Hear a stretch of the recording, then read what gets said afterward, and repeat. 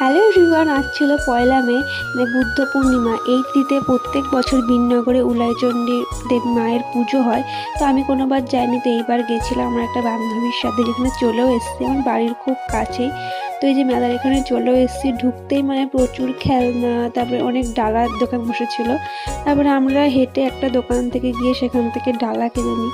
ডালা 30, 50, 100 সব রকমের ডালা ছিল। তারপরে এখানে মেলা বসেছিল।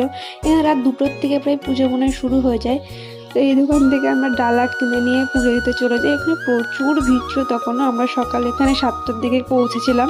তো এখান থেকে পুজো দিয়ে আমরা চারিপাশটা একটু ঘুরে দেখছিলাম। আর এখানে সবাই মানত বাঁধছিল। তারপরে পুজো দেওয়া হয়ে গেলে আমরা বাড়ির পথে রওনা দিই। তারপর ট্রেনের জন্য শেষে ওয়েট করছিলাম। তো দেখতে দেখতে আমাদের পুজো দেওয়া কমপ্লিট হয়ে যায়, আমরা বাড়িতেও চলে আসি।